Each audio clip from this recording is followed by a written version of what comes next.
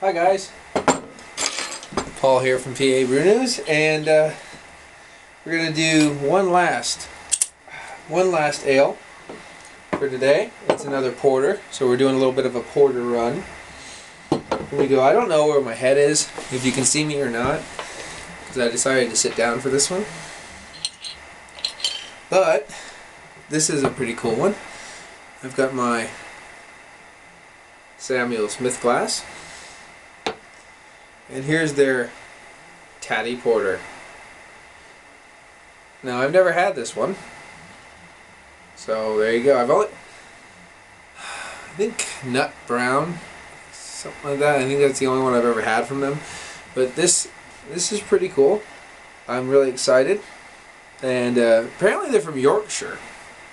Samuel Smith, Tadcaster, Taddy Porter, the famous Taddy Porter, product of England, North Yorkshire.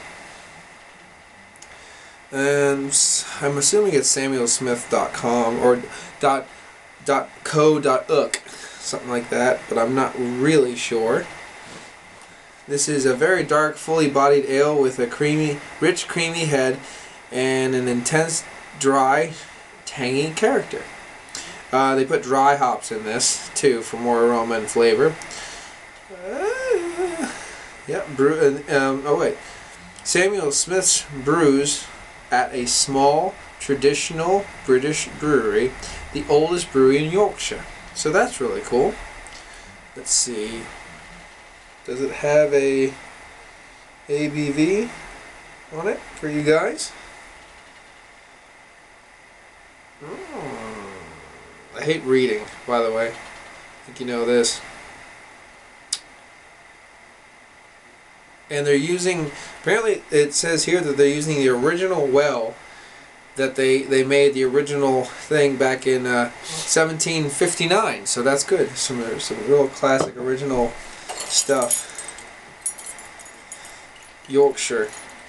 I think that's the same part where they say when they were all five they all worked down mill and they all went to brewery. I think that's Yorkshire, but I'm not sure. Yorkshire Corgis, Yorkshire pudding, all that stuff. Ooh. Glug. I love the glug. I'm loving that glug. Oh, it's glugging out like a champion. All the way to the top. Holy mackerel! I'm serving this warm. I'm not really sure if it's supposed to be warm or not. My kid's running rampant, and she's got things, so she might be interrupting the review. I don't know. We'll see. That has an a very nice hop base. A very a lively hop base. Because I'm getting a lot of fruits. I'm getting a lot of just dark, rich, stewed fruits. But then mixed with the caramel, like a really rich, dark stewed fruit mixed with the caramel, which is pretty interesting. Really enjoyable to smell, I'll tell you that. But I really want to get through this head so I can drink it. That's what I'm really enthused about.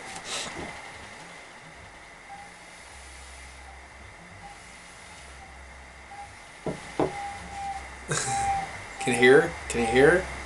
She's playing with one of my flutes. Ooh, boy, it's even got the iceberg effect on the head.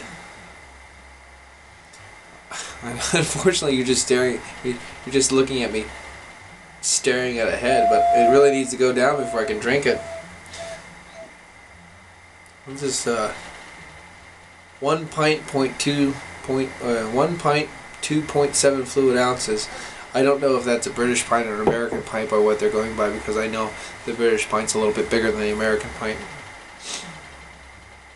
But I'll tell you what, this is the Samuel Smith pint glass, and I guess this is, I have to assume this is a British pint. So to all, cheers. I'm gonna get all messy.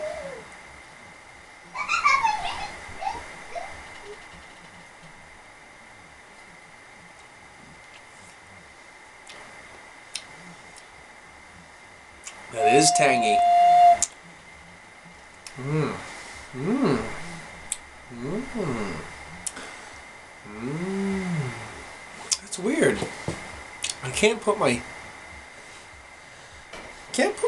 finger on a lot of what I'm tasting, but it's definitely got a tang, a little bit of a nice rich tang to it in the back end.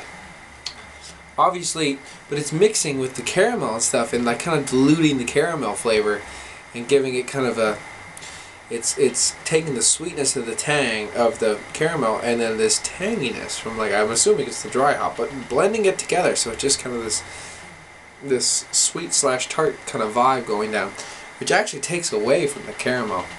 It doesn't let the caramel really come up and play its part, which is a little odd. Because it's in the nose. The caramel is definitely in the nose. But in the mouth, everything's a little bit subdued by the tanginess. It's not overly hopped or anything like that, obviously. And it's nicely undercarbonated. Even though the head shows a lot of carbonation, I do not like carbonation in my beers. Even in just general beer, it seems... There it is. We're done. Just in general beers, I don't seem to care for too much carbonation. I better get on with this review. This camera only does 8 minutes, and that's it. So, I'm going to get messy again just for you.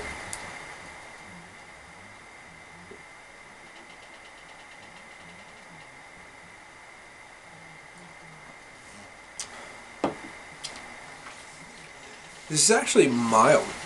It's actually really toned down. Like, even compared to the Fuller's, it's really toned down in the taste. I thought it would be a little bit more thick and creamy and big and bold, but it really isn't. This, however, let me wrap it up because I don't know. I really need to put a camera, like a clock, to know what time it is when I hit record. But this is very enjoyable. A little toned down, a little bit less than I would prefer, but this is still very, very good. I don't think I'm going to get too many English ales that aren't very, very good.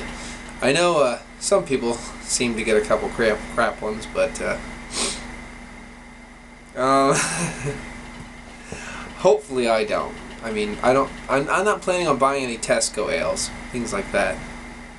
But I know there's some that aren't the greatest, but this is definitely a gateway. This is one of those classic gateways. Definitely get it. Definitely get it if you're getting into ales. If you're really into ales already, you're big into them, and you want something that's going to change your world. Don't get this. This is a really nice gateway ale. This has been Paul from PA Brew News, and I'm going to give the Samuel Smiths